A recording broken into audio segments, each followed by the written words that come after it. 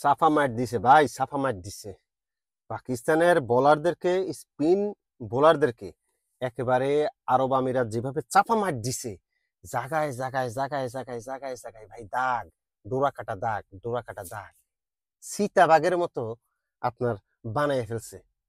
তাও কে বানাইছে? আরব আমিরাতের ব্যাটসম্যানরা।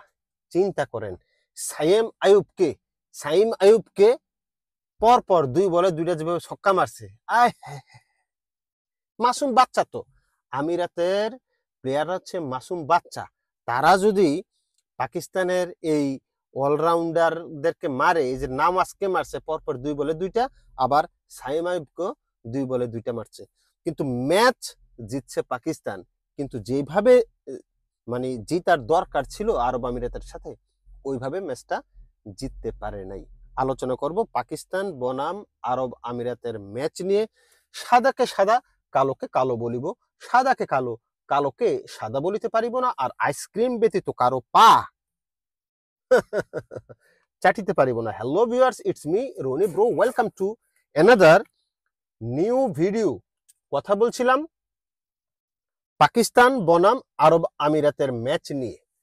পাকিস্তান এই ম্যাচ জিতেছে 31 রানে, কিন্তু যেইভাবে জিতার দরকার ছিল আরব আমিরাত ছোট দল তাদের সাথে, ঠিক ওইভাবে আসলে জিততে পারে নাই এবং ডোমিনেট করে জিততে পারে নাই। এবং যে পাকিস্তানের যে বোলাররা, স্পিন বোলাররা, তারা আসলে রীতিমতো মাইর খেয়েছে, তারা মাইর খেয়েছে। আর আরব আমিরাতের এক্সপিরিয়েন্স নাই, যার কারণে হচ্ছে এই ম্যাচটা ওরা জিততে পারে নাই। আদারওয়াইজ এই ম্যাচ কিন্তু জিততে পারতো।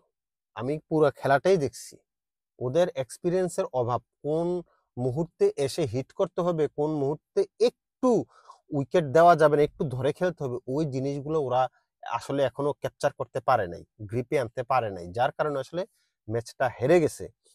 এনে শুরুতে ব্যাট করে পাকিস্তান 171 রান করে 5 উইকেটের বিনিময়ে।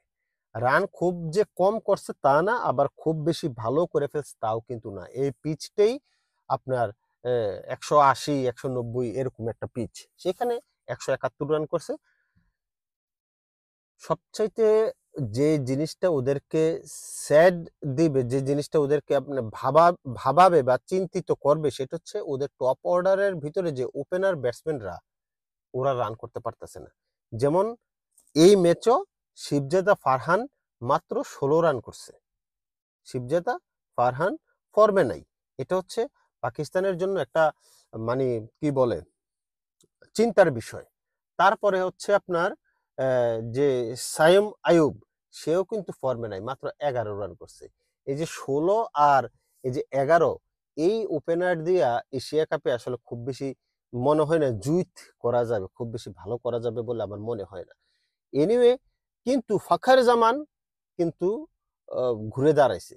ফাখার জামান, এর আগেও আমি কয়েকটা ভিডিওতে বলছি ফাখার জামানের ব্যাটিং স্টাইল আমার ভালো লাগে, এবং যথাসম্ভব মানে রান করার চেষ্টা করে এবং রান করে মোটামুটি একটা। তো ফাখার জামান এই জায়গায় আবার 77 রানের একটা ইনিংস খেলছে, যথেষ্ট ভালো ব্যাট করছে। তাকে সঙ্গ ওইভাবে আহ, কেউ দিতে পারে নাই তুলনামূলকভাবে, সবাই আসা যাওয়ার ভিতরে ছিল, আর একদিক দিয়ে ফাখার জামান ছিল আর কি। সালমান আগা যেমন ক্যাপ্টেন, মাত্র 7 রান করছে। তারপরে কি বলে হারিস, হাসান নওয়াজ করছে 14 রান, না সরি, হাসান নওয়াজ 4 করছে, মোহাম্মদ হারিস করছে 14। এই হচ্ছে অবস্থা। লাস্টে মোহাম্মদ নওয়াজ করছে আপনার 37। তো এই যে পার্টনারশিপটা লাস্টের দিকে আইসা মোটামুটি একটা রান করাতে আপনার 171 পর্যন্ত গেছে, না হয় 50-এর আগে ওদের 4 উইকেট কিন্তু পড়ে গেছিল। এখন কথা হচ্ছে পাকিস্তানের ব্যাটসম্যানরা মোটামুটি যাই করছে মিডল অর্ডারে খারাপ করে নাই, টপ অর্ডাররা ওপেনাররা বিশেষ করে রান করতে পারে নাই, আর এছাড়া মোটামুটি ভালো রান করছে। প্রতিপক্ষ দল যখন আপনার কি বলে আরব আমিরাত, সেইখানে আপনার প্রত্যাশা আরো বেশি থাকতেই পারে, এবং রানটা আর একটু বেশি প্রত্যাশা আমরা করতেই পারি। কারণ হচ্ছে যদি আরব আমিরাতের সাথে আপনি বেশি রান না করতে পারেন, তাহলে যখন এর চাইতে শক্ত দল, তার সাথে আপনি কত করবেন, তাই না? সুতরাং আরব আমিরাতের সাথে হাত খুইলা খেলা উচিত ছিল, আরো বেশি রান করা উচিত ছিল, যেটা করতে পারে নাই। মোটামুটি একটা এভারেজ রান ওরা করছে। তারপরে আসি বোলিং ডিপার্টমেন্টে। বোলিং ডিপার্টমেন্টে শাহিন শাহ আফ্রিদি 4 ওভার বল করে 23 রান দিয়েছে, 1 উইকেট পাইছে। 4 ওভারে 23, বল কিন্তু খারাপ করে নাই, ভালো বল করছে। আর তারপরে সালমান মির্জা 4 ওভারে দিচ্ছে 31। এই জায়গাটাতে সালমান মির্জাকে খেলানো হয়েছে ওই যে হারিসের জায়গায় আর কি, তো সে হারিস রুফের জায়গায় আর কি। তো সেই জায়গাটায় ও কিন্তু ওই ভালো করতে পারে নাই, যে 4 ওভারে 31 রান দিয়ে ফেলছে, উইকেট কিন্তু পায় নাই। তারপরে আসেন আবরার আহমেদ। আবরারকে ওরা যতটুকু ভালো বলার মনে করে, আসলে সে ততটুকু ভালো বলার না। ওরা বলতে পাকিস্তানের এরা মনে করে যে আবরার অনেক ভালো স্পিন, ওয়ার্ল্ডের 1 নম্বর স্পিনার, এই ধরনের মনে করে, কিন্তু মিস্ত্রি স্পিনার বলে ওকে। ওকে আমি দেখলাম কালকে ভালো বল করে নাই, কিন্তু উইকেট পাইছে। 4 ওভারে মাত্র 9 রান দিছে, 4 উইকেট পাইছে।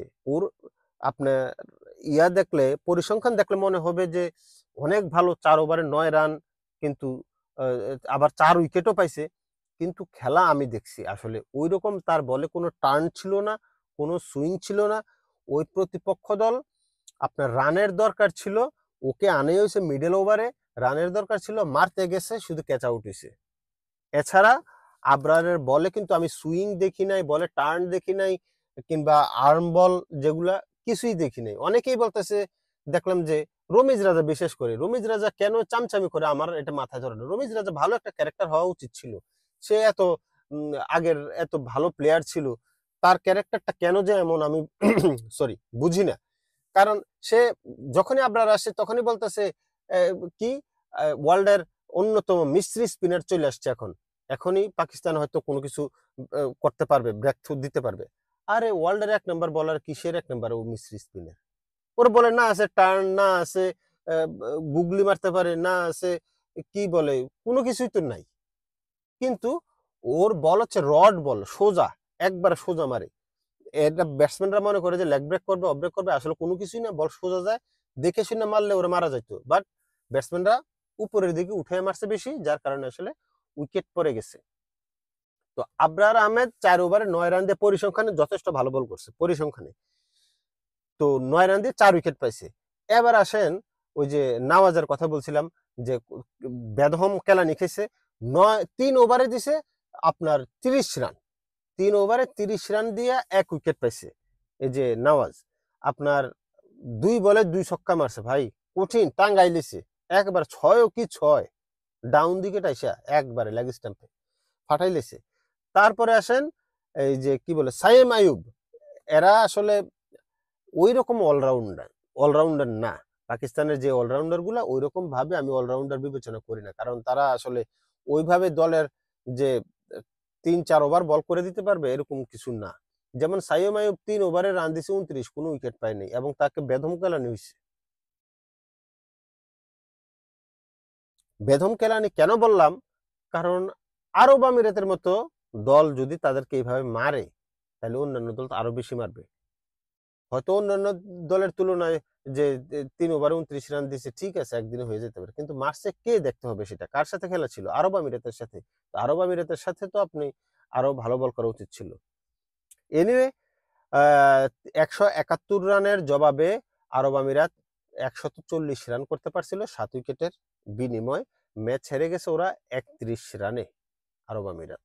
এখন যে ধরনের পারফরমেন্স দেখলাম পাকিস্তানের, আমার কাছে মনে হচ্ছে যে পাকিস্তান আর আফগানিস্তান যে ফাইনাল ম্যাচ খেলবে ট্রেনিশনের, আফগানিস্তানের জিতার সম্ভাবনা বেশি। লাস্ট ম্যাচে আফগানিস্তান কিন্তু জিতে গেছে ম্যাচ, তো 18 রানে জিতছিল।